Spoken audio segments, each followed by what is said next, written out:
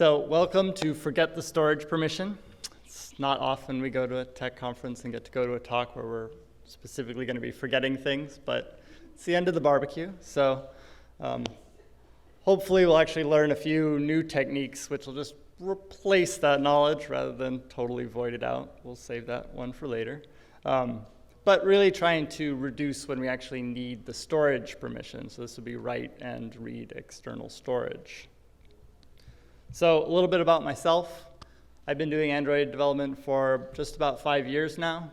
Kind of started on my own, but then got a job doing it full-time at Funware, and then joined Facebook. Sorry, I didn't fix everything I want. Did a lot better. But for this last year, I've been working at Google as a developer advocate, kind of working both with the community and with the internal engineering teams. Primarily been focused on an advanced Android Udacity course. This is online learning, kind of taking your app to really be production ready, all those little things that really make an app that much better. And then, of course, just recently launched Android Development Patterns with Joanna Smith, kind of best practices in Android, covering a lot of the APIs as well as kind of the reasons why behind some of these things. My focus primarily has been kind of the Android framework and Android support library, and we'll be kind of talking about a lot of those things today. So we're going to be forgetting things. We're going to forget the storage permission, but to really forget it, we need to know kind of what was it giving us in the first place. So let's start at the beginning, kind of where can we actually store data? So first, there's this concept of app-specific storage space. So as you'd expect, these are directories which are specific to your app and to each user. Now, one important thing about all of these directories that will be covered here is that they're all completely emptied and destroyed when your app is uninstalled. So it's really easy to say, okay, well, I have now completely uninstalled the app, and now all of the data associated with it isn't left lingering on my device. And there's kind of two main types of these directories. There's private directories stored on internal storage. So these are accessible via getFileDir and getCacheDir. So as you can imagine, getFileDir are for kind of actual real files, user data, while getCacheDir is more for caching files. Say if you were to download large images from the internet, this would be a good place to store them because when you run low on memory, this space can be cleared without actually harming users' data. Now, the other side of things are these concept of external directories. And I'll use air quotes because they're not actually external. On many devices, like Nexus devices, they're actually on the same flash drive as the internal storage. It's simply just a different partition of the same space. But in all cases, it's actually that those external directories are the ones that are readable by all apps that have the storage permissions. So you don't necessarily want to put sensitive information in those folders because they are world readable. However, for our cases, you can actually do a little bit more with them. So these come in the face of external files directory, which is very similar to our file directory for user data on this external partition. And in KitKat, we actually introduced the ability to have multiple external files directories. So in this case, you could have one external file on that internal/external storage and another on like your SD card. So this will be returned by the pluralized form of the method. Similarly for cache directories, same type of thing. And then also in Lollipop, we added external media directories. Now these are directories where you can write files to that are then read by the media scanner. So this is what allows other apps to get all of the images and videos and pictures that are in that folder and then make them available to other apps via the Media Store API. Now, the best part about all of these directories is that they don't actually require permissions on newer devices. So the other directory, which I really want to mention also for game developers especially, is the extension file directory, the OBB directory. This is where apps that are larger than the 50 or now 100 megabyte limit can store expansion files. These are actually shared across all users. So if you have a huge, large game on a tablet that's actually shared across all the storage, you're not penalized for having the same huge app installed multiple times. So the other part of this, right, those were app-specific directories. The next part is public storage. So these are the permanent files that survive your app being uninstalled. Now, for many users, this actually means that those files are never going to be touched, never going to be deleted, and may be orphaned forever, because the chances of many users actually using a file manager or going in or even plugging their Android phone into a computer are actually fairly rare. Many more users are just using the apps on their phone and don't actually realize that this public storage exists. Now, from that perspective, again, this is stored on kind of that external, but maybe not external space. It's called external. And the root of it can be get by get external storage directory, right? But you probably shouldn't actually write files to that root directory, right? It's like writing to C:/ or the beginning of their directory. Like, maybe not the best idea. You can do it, but we'd much rather, if you were writing to this public external storage, use one of the directories that we've created. So there's one for pictures and notifications and ringtones and various other media types which auto-sort into these public directories. Now, an important part about this is if you have multiple users on the same phone, right, which is now possible, or on tablets, which has been possible back a number of versions, all of the external storage is actually sandboxed for each user. There's no way for your app running as one user to ever see data that's in another user's public directories. Even though it's called public, it's still sandboxed to that user, right? That's more of a SE Linux thing than anything else, but is actually really important for things like Android for Work, where that separate user is, of course, totally self-contained and separate from your private data.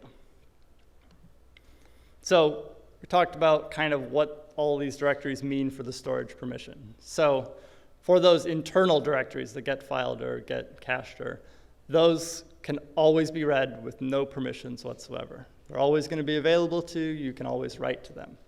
They're great. And of course, they're auto cleaned up when your app's installed. So it's really nice for users. Now, the external app-specific external storage has changed. In KitKat, we actually removed the need to use the storage permissions to read and write those directories. So if you were targeting pre-KitKat, you actually needed those permissions, even though they were app-specific directories. And we've lifted that restriction as of KitKat, so now you no longer need that. Awesome.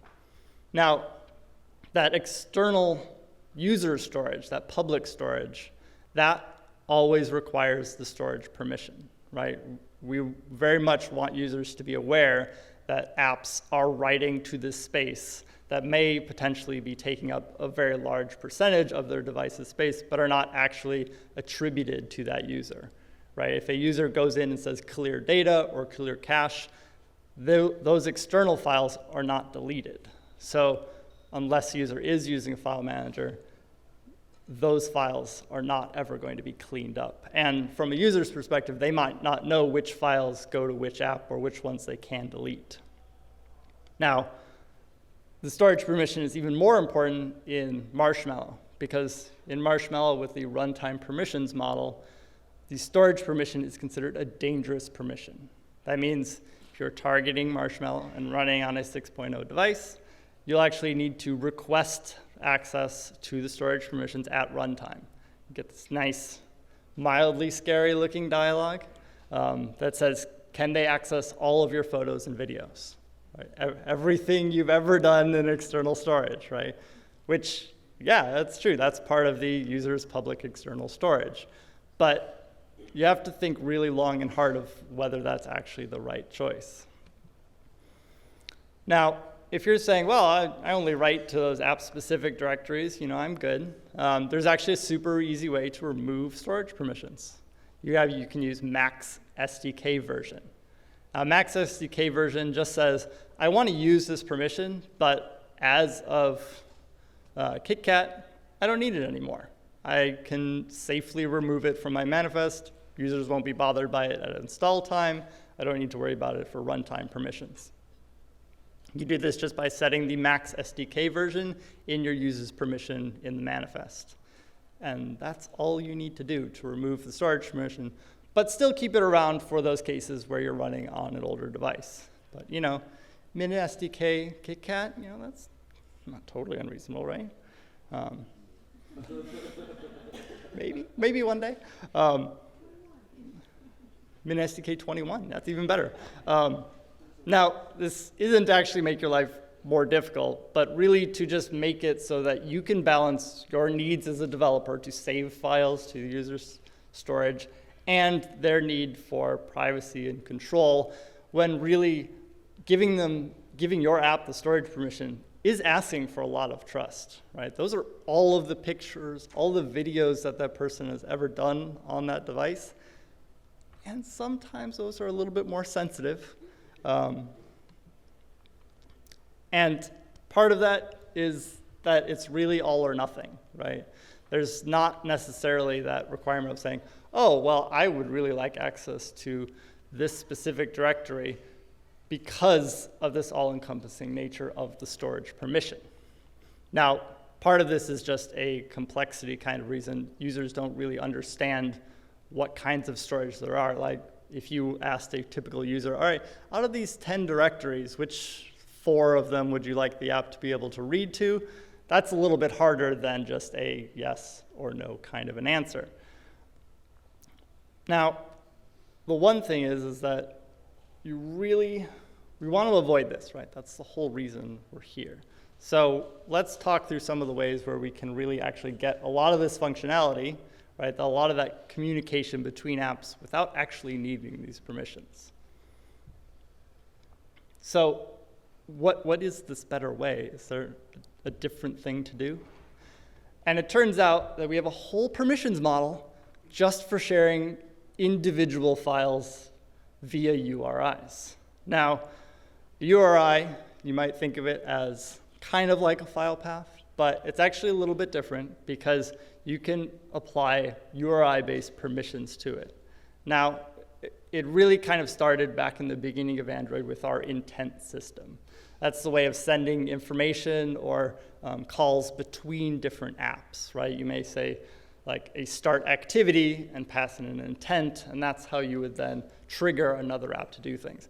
These URI-based permissions are attached to that same infrastructure, allowing one app that does have the permission to access some file or resource, the ability to then kind of forward grant a permission to another app that doesn't have permission by itself.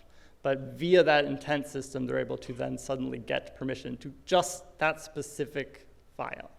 So this sounds like exactly what we need to do many of the operations between files, say sharing or something else, that we'd normally use files for.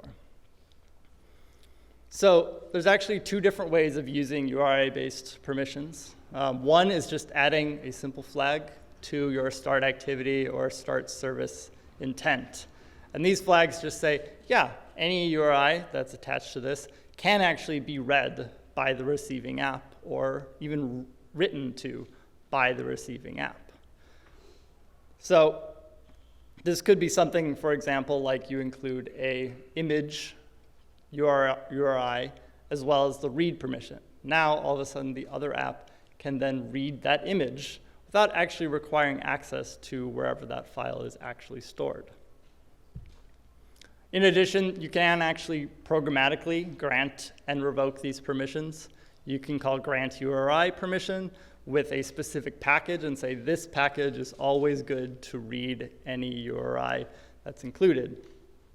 Similarly, you can actually revoke a URI permission. So this would be useful if like you're deleting an internal file and other apps have a URI to it. You may want to revoke all URI permissions to that file just so then it doesn't linger on.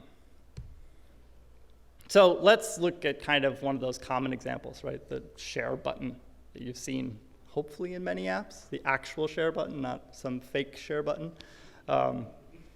And this is very common for using, say, sharing an image from your camera app to, say, a social media app. Now, if we were able to use external storage, right, the sending app might write it to some place in a public directory. And then the reading app would then need to have the read storage permission to then read the app. And of course, this will never work in Android for Work scenarios where the actual receiving app and the sending app are on two different users. So maybe we can use something else to actually get this across.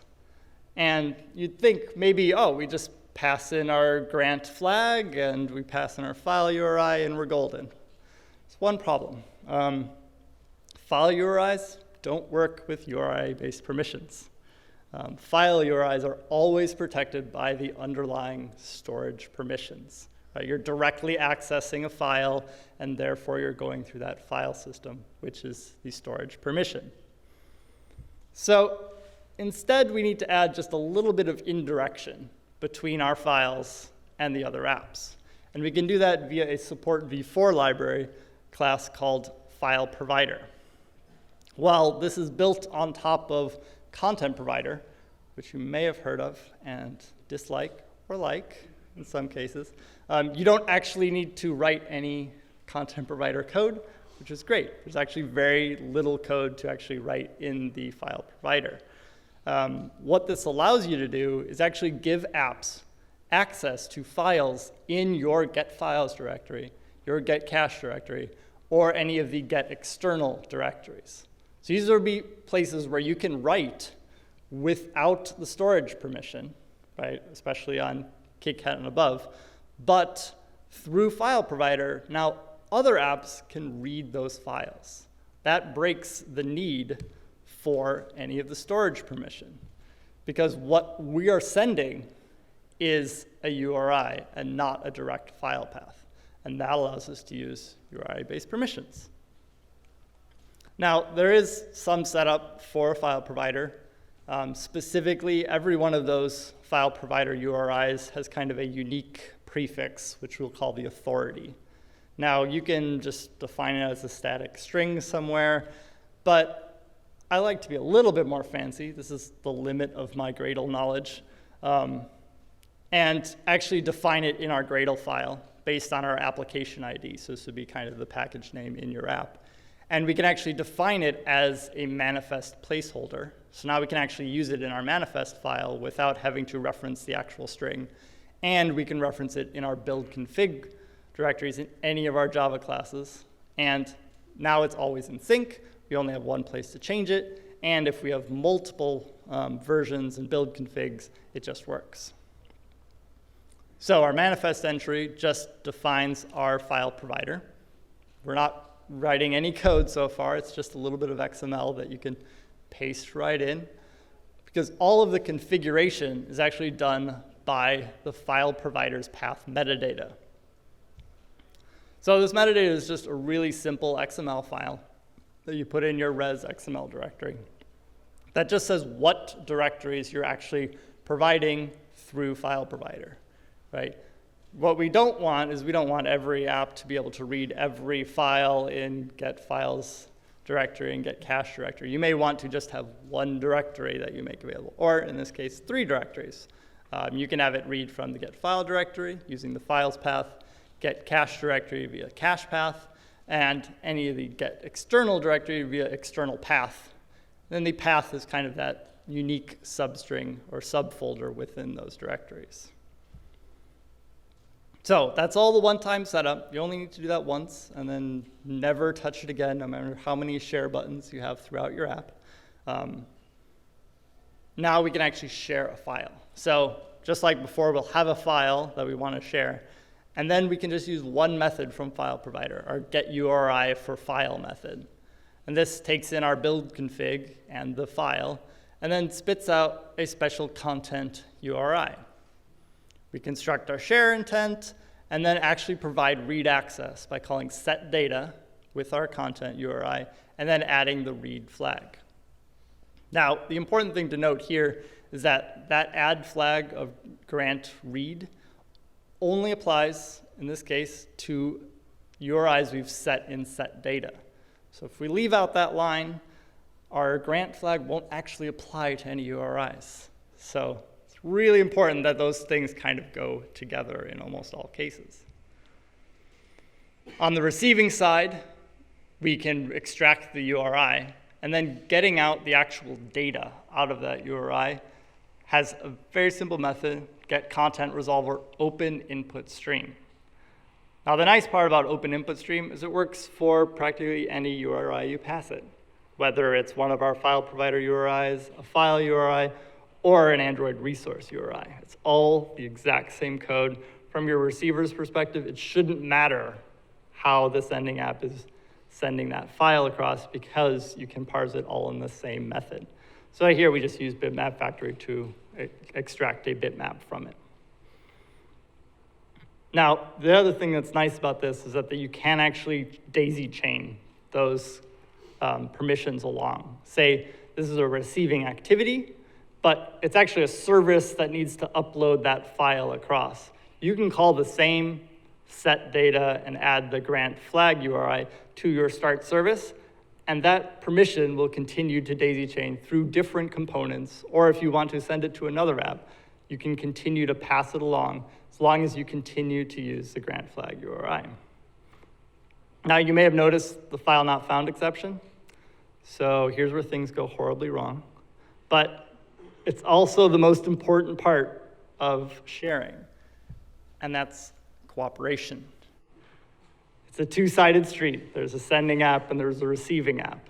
Like I said, a lot of this relies on, in this case, the sending app to store it in the right place, to use FileProvider so that the receiving app doesn't need the storage permission.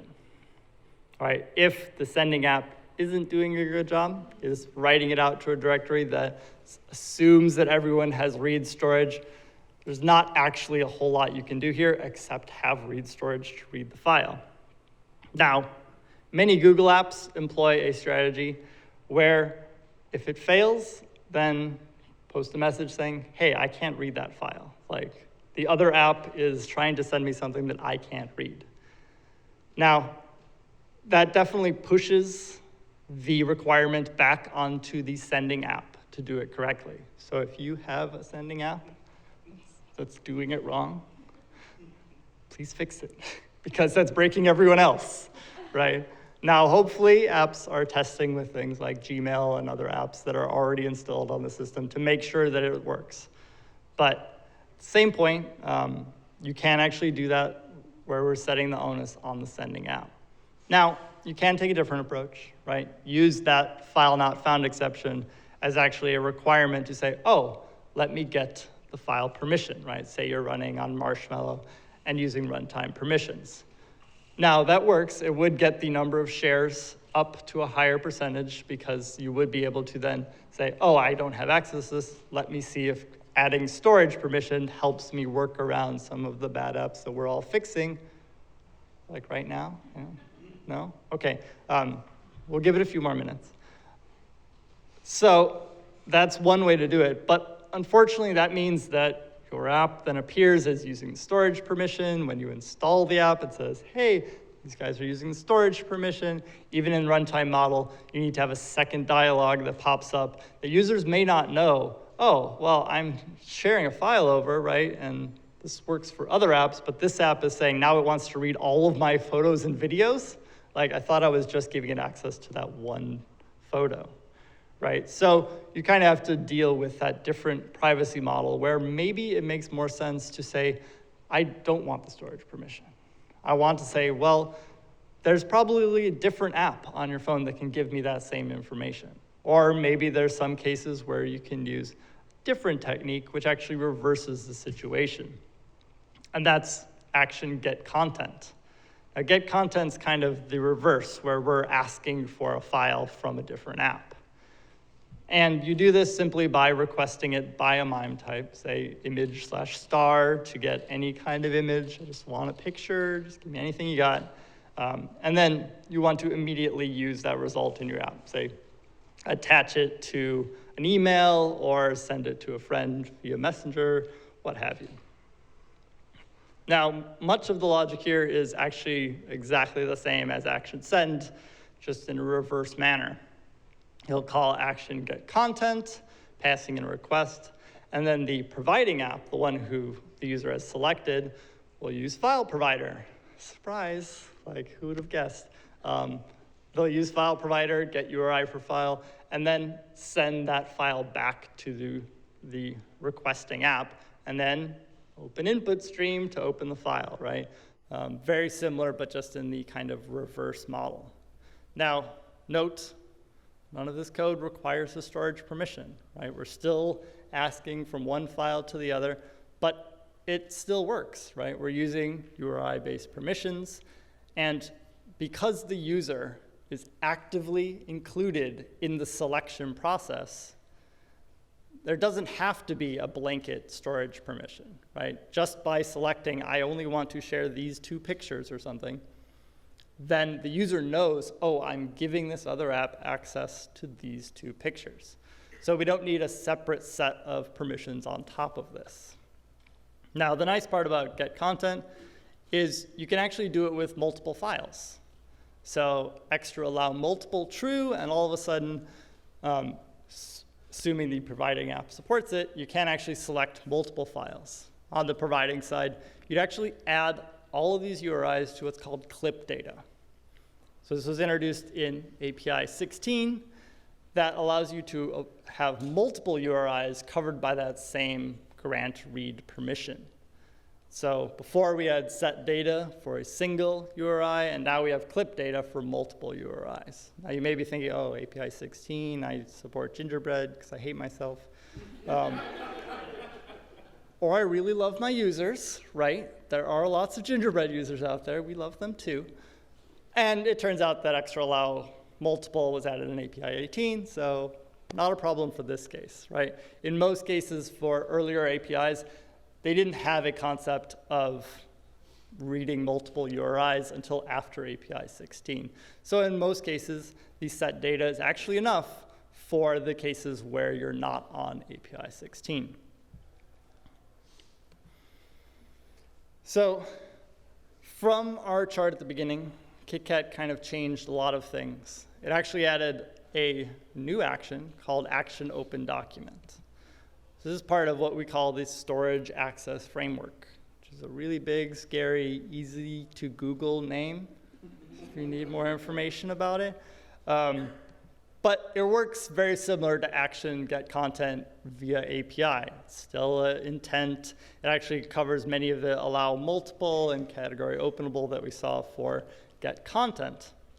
And of course, no storage permissions attached to any of the storage access framework. I wouldn't really be talking about it if it had storage permissions. That would defeat the whole purpose of my talk. But what it does allow you to get is actually additional APIs on top of that get content open input stream kind of API that we already have through document contract. So here we have different APIs of getting additional metadata about files, when it was last modified, lots of good information you'd expect from a file, but we're not providing file paths, we're providing access to documents. And better yet, all of these URIs actually have the ability to be persisted. So it's not just a one-time, oh, I want to read this one file, and then I have to create a copy of it, and then keep a separate copy for myself. You can actually say, I want to persist these URI permissions from anything included from the storage access framework. That allows you to actually have a list of things that go on forever, or track what things you've actually ever accessed. So are we supposed to just always switch to open document? Like, everyone's running KitKat, so we're fine.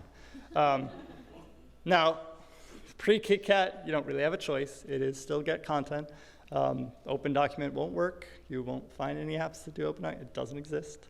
But they really have slightly different purposes. So get content is that temporary access to a file, to our URI. So consider a case of like an image editing app. Get content could still be used for importing clip art or adding layers to an existing editing session, right? In that case, it doesn't really matter that you have direct access to the file forever. It's more that you want kind of that one-time, oh, I'm going to paste this into the file, but I don't want the user to have to pick from a predefined list. I can use any file on their device. But for accessing the image, right, for our image mapping, we may want to use OpenDocument, right? Because then we would have persistent read and write access to that edited file. This allows us to actually save the edits directly to the file, overwriting it, right? Actually saving it where the user expects to find the file at a later point, which is great because if you've ever done an editing that has different copies, you'll somehow never find that edited photo ever again if you actually look for it. But if you have an open document, now you can actually save it directly over the file. You can also do really cool things, like say your editor wants a recently used list when you open it up. Like, let me shoot the last 5 images that you edited. Well, if you've persisted access to those URIs, now you can have a list of all of the images that you've had recently without having to figure out, okay, well, the user selected this file from somewhere and let me hope it's there. I can just use the URI that I already have. Now, one thing is that if that file that they selected something from was uninstalled, or say the image was removed from the source app, then when you call give me the URI again, it's not going to return anything. The file is gone, right? That's the whole reason behind the URI thing. But in many cases, that's exactly what you want, right? You don't necessarily want, from a user perspective, for them to say, oh, I've deleted this from my gallery, but there's still that app that has a copy of it, and that app has another copy of it, and then that second app doesn't even have a delete button or anything. So now I have this data that I don't really want on my device. But in fact, OpenDocument also allows document providers to provide delete access to other files. You may not even need to go back into the gallery and delete the app if you're using OpenDocument. You may actually be able to delete it directly from that app and say, oh, well, you know what? Like, I don't think we actually need this file. Now, you will probably want to check to make sure you actually have delete access before trying to just delete users' files. It may not always be the case. But there's one thing to be sure. OpenDocument is just better. So it provides all of the same functionality as getContent in addition to this new functionality we've talked about, and frankly, a lot more functionality. So when you call OpenDocument, you're only going to get apps that support Action OpenDocument, right? That have a document provider, the class that they would need, on their side. Now, this means that you may get a more limited number of apps, but obviously, when you're using OpenDocument, maybe you're expecting that persistence or those new APIs. However, if you're on KitKat and above and you call getContent, you'll actually get both. You get all the apps that support getContent, as well as all the apps that support OpenDocument. Because anything you can do with getContent can also be done on a document URI that you've retrieved via OpenDocument. The same opening, the same checking things on either one. Now, this does allow us to do some optionally cool things. There's actually a document contract is document URI. So you can check to see if your return result is actually a document URI, and then you can use those new APIs. And if they've selected something from a getContent app, then you can just use just the default functionality. Now, the nice part is that even though you're getting these URIs, you can use a document file class, which is part of the Android support library v4, which kind of gives you a very similar API to a file for document URIs. So you can check, do I have read access? Do I have write access? Do I have delete access? All in a very simple API, and use it simultaneously for files and simultaneously for these document URIs, which is really nice. Very handy. Now, that does mean that if you're an app that supports getContent and you support OpenDocument, you need to disable your getContent on API 19 and above. Otherwise, users will see getContent one in the list and your storage provider in the same list. So you disable one and say, well, open document can do everything that get content does, so I'll just have that appear in the list. You no longer need get content if you're using open document. So what does accessing the storage access framework look like from a user's perspective? So from their perspective, they're in an app, say our photo editor, and they hit the button saying, get me a file. Well, unlike get content, where they have to pick an app and then go into that app and have some custom UI where they select things, and then that app doesn't support multi-select, and then they're clicking on one and hitting load and then clicking on a second one and hitting load. All of the UI for Storage Access Framework is done by the system. You don't need to write any UI to support the Storage Access Framework. You can just do just the data part of things. So this is really nice because then when a new version of Android comes out, you get even more functionality for free. You don't have to say, oh, I'm going to support this new stuff as much. Because what's happening is the system is the one who's reading from the document providers and giving new functionality. So, for example, in KitKat and above, coming with the system, you get internal storage, a document provider provided by the system, as well as if you plugged in a removable hard drive or something, you'd actually get a document provider for that removable hard drive automatically. As soon as you unplugged it, that document provider would disappear. That's great. Now people can select those files.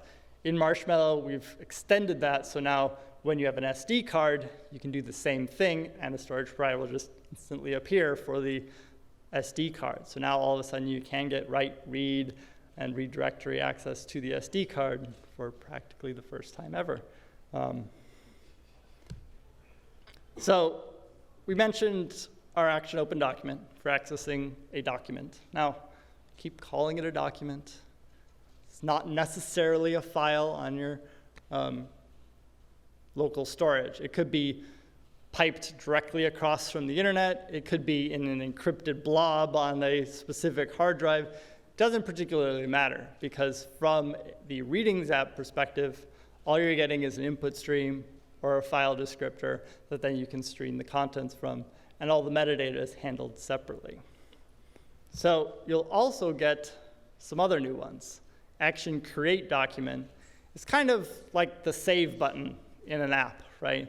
Where instead of you saying, oh, I'm just going to save it to this one directory that the user knows no idea of where that is, they can instead save it to Google Drive or save it to their removable storage. It doesn't actually matter where they save it because, again, you'll have access to that URI. You can get back to that file at any point. This is very different from the, I want to save it always in this one directory. Now, users can use different storage providers and switch between them. And then, if they want to select a file that maybe on a different device, they saved it to Google Drive, they go onto their other drive, now they can open document, select Google Drive, and suddenly get access to that file without you having to integrate with any SDKs or do any extra work because Storage Access Framework kind of separates you from where the files are actually stored. Now, my personal favorite was added in Lollipop, and that's Open Document Tree. So this, instead of giving access to an individual file, now you get access to a whole document tree, or let's call it just a folder, because that's a nice name. You get access to the whole folder and all of its children, right? So in this case, you can actually say like, oh, well, where do you want me to save these backups of your app? And you can say, well, I want to store them on Google Drive and give them access to just one particular folder, not your entire Google Drive, because that's maybe a little scary and terabytes of data maybe, but just one directory. And then throughout the entire lifetime of your app, you can then read and write to that directory without additionally bothering the user of, oh, hey, where did you want me to put this file every time? You can have a default save location for new edits that could go into this file. Right? The choices are really very limitless when you're actually in that kind of setting. So implementing a document provider, kind of a few methods, not any content provider methods, even though it's actually a content provider underneath the covers. You'll notice we do that a lot. Because content providers are really great at providing URIs to other systems. That's how we do communication between devices, or between apps. Instead, you'll implement 4 methods: query routes, which is kind of the top level, like, I am an app that provides storage access framework controls, and this is my name, right? I want to be called Google Drive. That's a good name for the app Google Drive. Now, normally you just have one route, but you can actually return multiple routes. Say if you're logged into multiple users at the same time, you could have different accounts in here so that the user, without having to go into your app and select an account and then select which file, they would just appear as top-level directories in the Storage Access Framework UI. Now, query child documents and query documents are kind of what you expect. Information about all the things within a folder, information about a particular document. And then open documents, really kind of the main key is the give me the bytes, give me the information about this file, right? And it may just be loading the file itself, or it may be doing something totally different, like streaming it across the internet and opening up a socket that persists forever. And that's the thing, from the app's perspective, it doesn't matter, right? From someone who's reading it in, again, it doesn't particularly matter what the API is doing. It's just that open document exists, and suddenly it works. So there's actually quite a few resources about implementing it if you're one of those things who run Dropbox or Box or Google Drive or really anything you want. There's information on developer.android.com.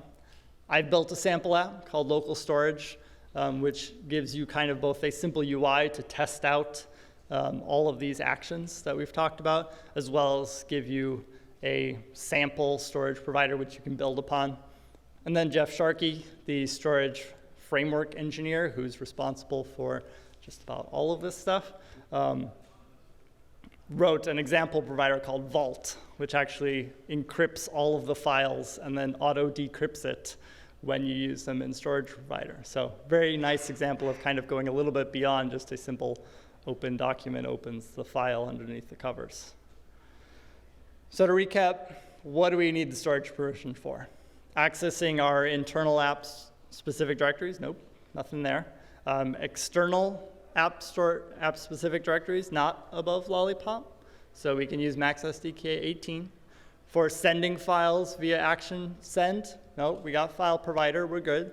For receiving files or requesting files from other apps, no, not if everyone's doing their job right. But if you really do want to have that fallback of asking for the storage permission, really, really consider at most maxSDK 22. Don't specifically ask for storage permissions on runtime permissions model just because you want access to one file.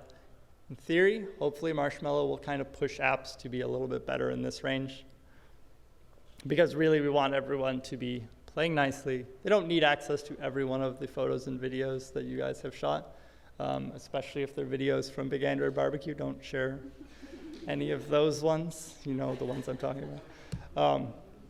But really, we want to make the storage permission the exception, right? If you've booted up a Marshmallow phone and you look at the number of permissions, you'll note that storage permission is generally the highest one in count. And I would rather it be the lowest one in count, because really that means that those apps, unless you're a specific app like a file explorer or something like that, that needs access to all those files, you probably don't actually need access to all of them. So we've actually done a lot of work on that, even internally in Google now. Like runtime permissions are still a really big deal inside of Google as well. So for example, the next release of Google Maps, Android's SDK, is removing storage entirely. No longer need the storage permission to run any of the map stuff, which previously they were using. And even right now in 8.1, you don't need the storage permission on Marshmallow devices. So there's actually a lot of documentation on the Google Maps site that tells you exactly when those things are happening, and will surely be updated when the next version of Google Play services comes out.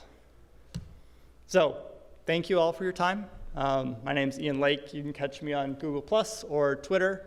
I'm happy to help at all times. So I'll be down here for questions.